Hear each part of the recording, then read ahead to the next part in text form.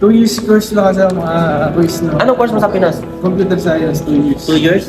Promote na, no? Oh, yun ba? Promote na, Ilang buwan yung naging process mo? Yan ang magandang tanong. Nag-apply kami, pakita mo talaga kung sino ka. Ano yung naging process niyo nung, di ba, una kasi, di ba, fill up muna. Buti hindi ka nagka-problema sa mga documents mo. Wala naman.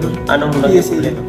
Anong problema sa PSA mo? Sa mga nakapanood nito, ano yung parang maging ma-advise mo sa mga nag-a-apply? Hindi ko pag walang magaling sa una, ano mo na lang, sama mo na lang ng pakikisama. Hi guys and welcome back to my channel. So for today's video guys, ambush lang to and excited ako and na-overwhelm ako ngayong gabi kasi hindi ko to akalain. Unplanned to. Ngayon, nandito kami ngayon sa EU dorm. Ngayon, meron na akong kasama na bago from Pinas na nagpa-vlog din.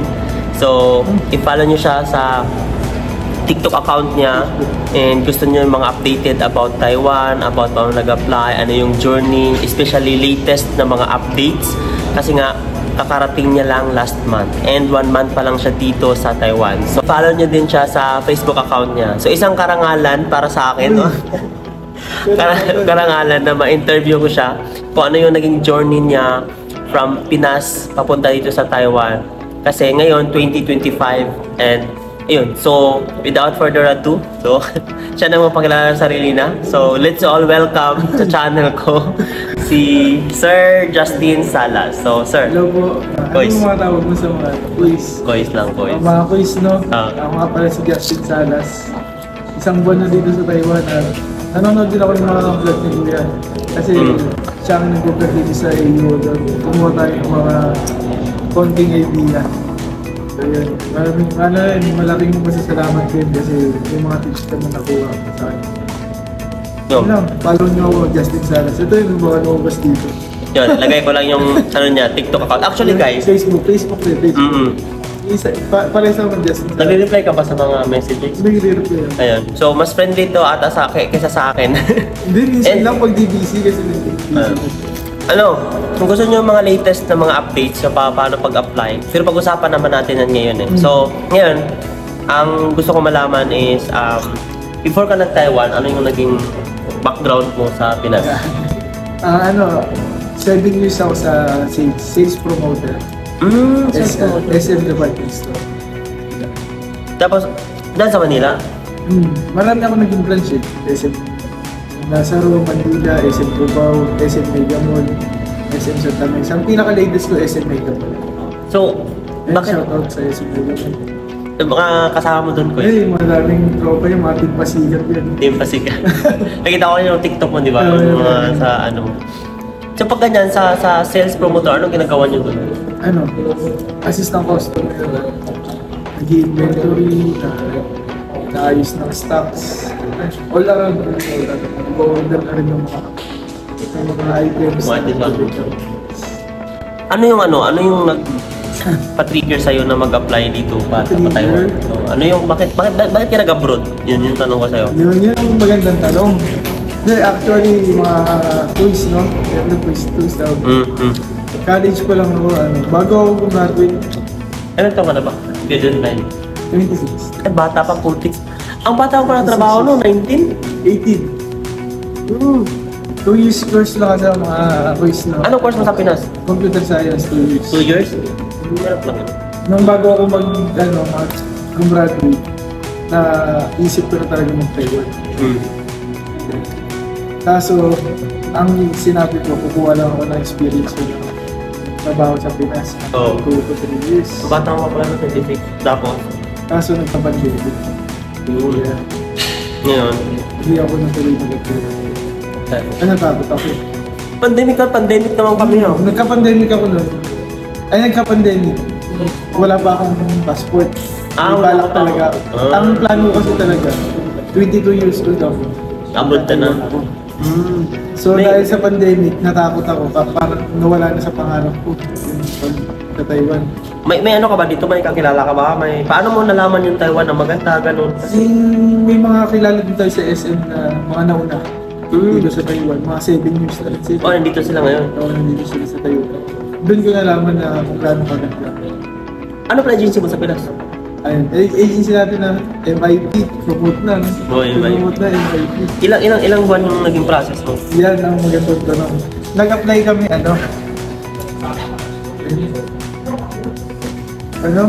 June. Ay, June last year. Oh, June last year. Ay, hindi. Ay, di ko alam kung July, August yung basta. Basta gano'n, last year lang. Last year lang. Mm-hmm. Tapos naselect kami. Ano kami nun? Nasa 500 plus kami nag-upload. Dami mo? Tapos mga rules, no? Unang agency ko lang din talaga. Hindi ka na sa iba? Hindi. Isang agency na. Magkatabi lang yan eh, MIP tsaka Judigal. Kasi pinapilap agad ako din sa MIP. Basta pili ka agad. Buti iyo So, agad ang din. dami namin, no? Siguro 500. magiging tip ko na lang sa interview ngayon sa exam. Mas agahan, no? Kasi Agahan na. agahan ng punta. Kunyari 6 a.m. Kasi pila. Hindi, kahit 5 a.m. 4:30 kung kaya nyo. Kasi feeling ko malaking impact yun. Kasi kung mauna ka, parang kasama sa challenge ng mga Taiwanese. Kasi inag-effort ka yun na maaari. Yun lang, kasi pumunta ako 5 a.m. 6 a.m. gano'n. Tapos pangalawang row kami dun sa pila ng interview. Kumusta naman ang experience? Yung actual experience talaga. Kabado talaga. Siyempre first time. Pero in-expect mo na Pero mapili ka. pagpasok ko dun, inisip ko na yung mga, di ba 500 yung dami. Oo. Inisip ko na yung sarili ko, isa kami sa mag-hesitate. Kasi nga, siyempre pag Pangarap mo inisip na mo na mag-Taiwan. pumunta ka dun na Oo. okay lang, country. Hindi, pumunta ka dun, okay lang, ibigay mo na yung best mo na pupa naman. Masalikan Oo, talaga. pakita mo talaga kung sino ka. Ano yung naging process niyo nung, di ba, una kasi, di ba, silak muna. Kasi sa amin sa Judigal is, online application kami, tapos Yun sa amin walang online. Alam ko walang online. walang ulan sa MIP. Tapos yung sa amin kasi is, parang pinatawag kami for physical exam. Kayo, diretso kayo facial exam. Hindi, next na kami na, nag-ano muna kami na kinuha yung height namin sa weight.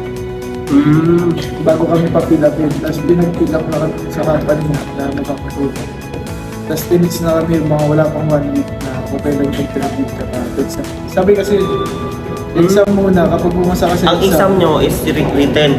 written, number, numeration. Hindi na kayo nag-physical exam yung nag-push up. Hindi, ano yan, pagkatapos mo mag-exam, kunyari pasado ka, Oh. na kami 100 plus. Oh. Doon kayo pag-push up yun, tsaka Doon na. Yung canton. bago mapunta din sa interview. Hindi actual yung interview, ano lang. May sounds lang ha. May camera. Webcam. Webcam. Ganun din. Mas nakakaba pag webcam kasi hindi mo makita, hindi mo mamitian kung hindi na. So ikaw lang yung nakikita sa webcam, pero yung nag-interview, wala. Hindi, camera naman ganyan. Hindi ko rin kita yung sarili ko. Tapos di ba kami sa loob? Tapos may rinig kung anong sagot mo. May rinig kung anong sagot mo. Pangatlo ata ako na narinig ko na yung sagot ko. Ang gaganda yung sagot ko. Sumakto lang yung tanong sa akin mga quiz na kasi ang tanong sa akin kung kaya ko daw magtrabaho na nakatayo sa loob ng 10 hours. 10 hours. Siyempre, kaya kasi nga, pumunta na ako diba ng 7 years. Siyempre, of course, ang sagot ko yun. Nakaya ko kasi based on my previous job, sales promoter. Magkano yung range ng sahod sa pagiging sales? Since, search na lang nila, minimum wage ng Manila. Kaya naman, guys. Kaya naman kasi ako, binata ako. Panganay ka? Panganay. Bunso. Ay, bunso ka. Ilan kayo magkapatid? Ani. Tapos yung mga kapatid mo nasa May pag-iwan. Pero dito sa Manila. Ay, sa Taiwan. Sa Pinas. Ako lang. Ikaw lang yung nag-abroad. Buti nag-abroad kayo, no? Tapos nung nasilik na kayo, nasilik ka na, Yun,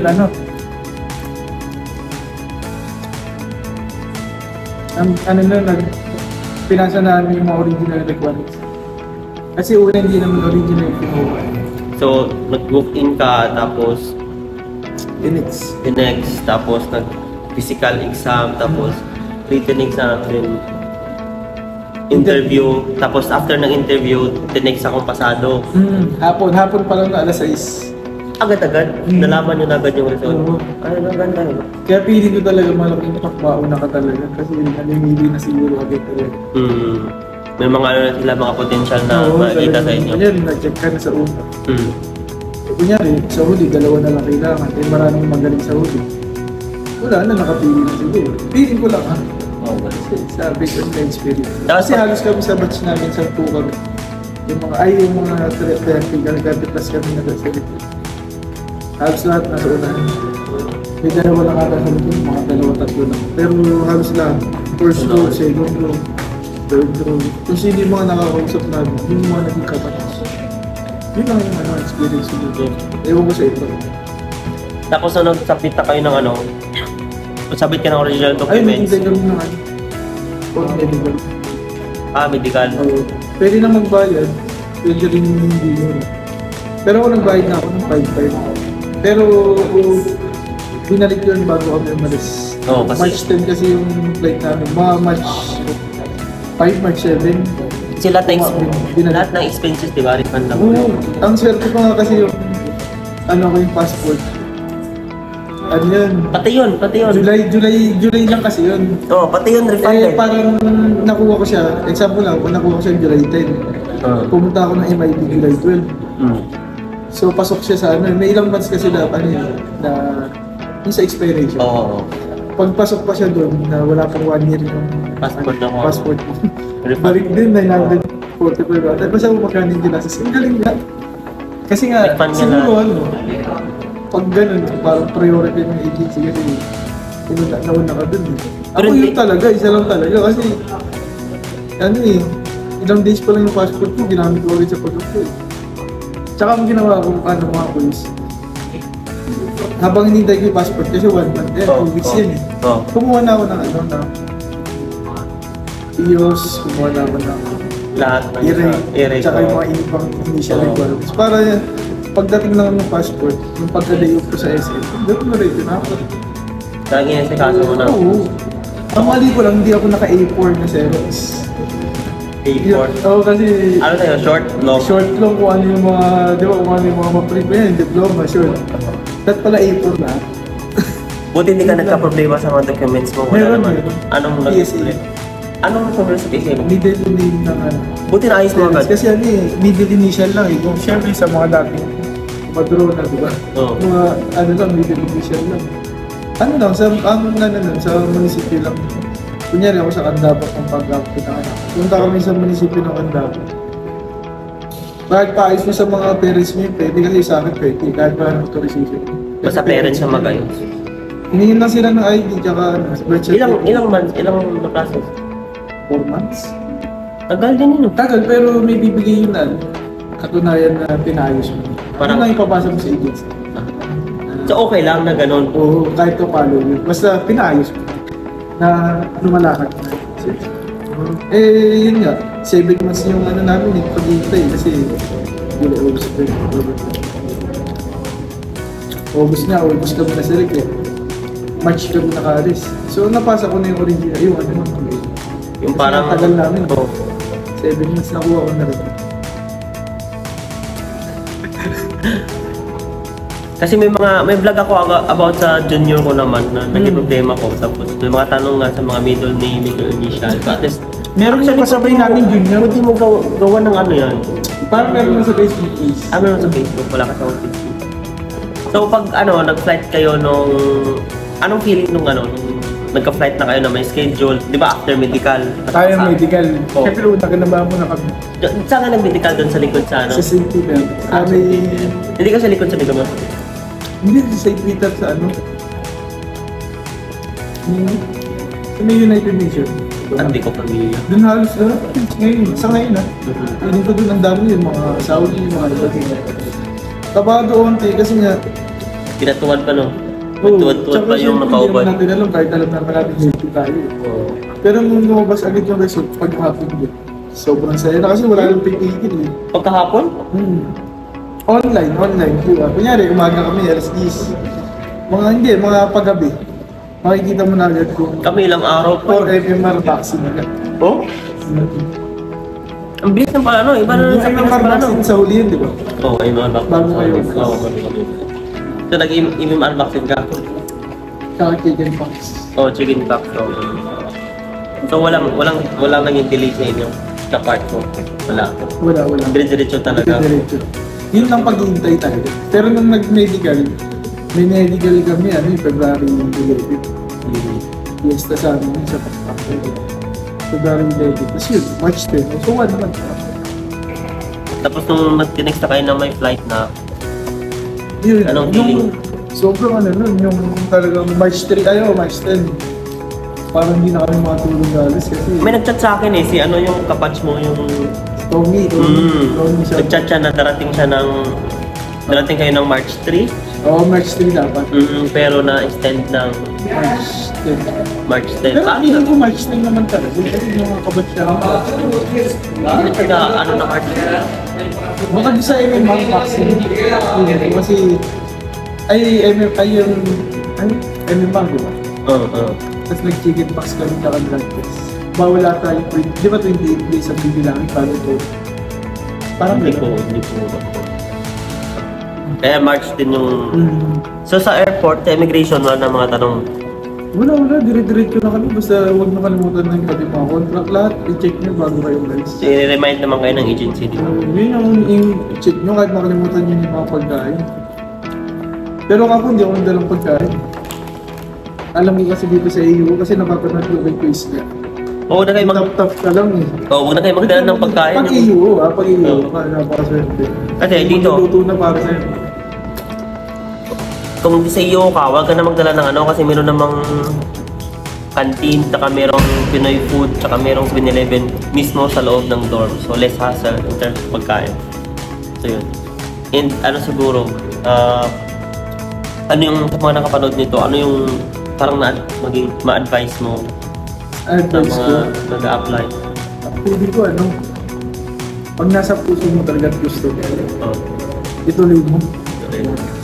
Kasi nga, di ba, mutik na ang sumuko eh. Bakit? Hindi yung college po kailangan yung sa pandemic. Nagkaroon na ng konting pagsubok. Nagkaroon lang ng konting pagsubok. Kunyari yung pandemic, nawala na agad yung pangarap ko nung dati pa. Pero pumasok sa isip ko yung sa pagbibinig ko doon, hindi pa naman muli ko na.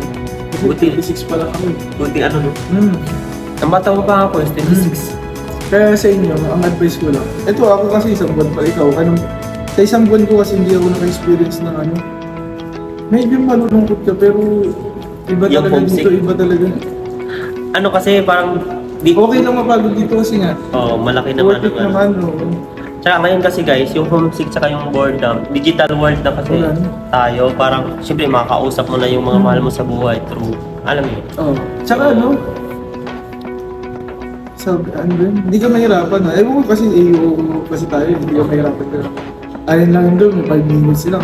Hindi mabigat Ayun lang yung pub. sa trabaho nyo, mabigat ba? Hindi naman kasi sa una talaga syempre mahirapan. Wala namang tawag dito. Hindi mahirap. Wala namang magaling sa umpisa. Totoo yun. Yan ang kasabihan ko. Kahit kung nag-SM pa ako, una nahirapan ako kasi syempre hindi ko alam kung paano magbenta, nakatayo ka ng 8 oras, madami kang pakikisamahan. So yun ang walang magaling sa una. Mo na lang, samahan mo na lang ng pakikisa. Yan ang natutunan ko sa sa 7 years ko sa SM. Madadala mo kahit saan niya, kahit sa ibang bansa, kahit sa ibang lugar. Marunong ka lang makisama. Makisama. The best yun. Kasi pag ma-attitude ka, kahit sa Kahit saan tayo ilagay, kahit magkakaproblema ka talaga. Totoo yan. Hindi pwede sila mag-a-adjust sa'yo dito kami yung bago. Mag-a-adjust sa'yo. Hindi. Kami mag-a-adjust dito, syempre. Respeto na kami sa mga mag-a-adjust. Syempre, tatagalin ka. Sana. Oo naman, mag-12 years tayo dito. Oo. So medyo mahaba na pala itong video na to. So, ilang minutes ba? 19. 19? So yun guys, so Grabe naman yun. grateful ako actually nung may nagsabi sa akin na uy, may bagong vlogger dito sa dorm. Kasi tapos pinakita sa akin yung video niya, and then may mga content creator din kasi dito sa sa AUU. So, feel free lang to message us, siya, tapos si Josh Bradley. Oh, Josh Bradley. Yan. So, ito, marami pa tong time. Kasi ano, 4-2 ka ngayon? Or... Oh, 4-2. Ay, 4-2 ka na ngayon, so hindi ka na 5-2. So, may na scheduling kasi. So, and ang fresh pa yung mga experiences niya sa Pinas, kung paano siya nag-apply. And ang dami niyang upload sa TikTok, guys, kung paano yung naging process, magkano yung nagastos niya. So, better na i-follow niyo siya sa TikTok account and meron din siyang Facebook account. Same lang. Lalabas ba dito? Oo, lalabas siya dito. Ayan. So, Kois, may gusto kang i-greet or may gusto kang i-shoutout? Shoutout? Shoutout ko na lang yung mga kabatch ko. Sa ano mo.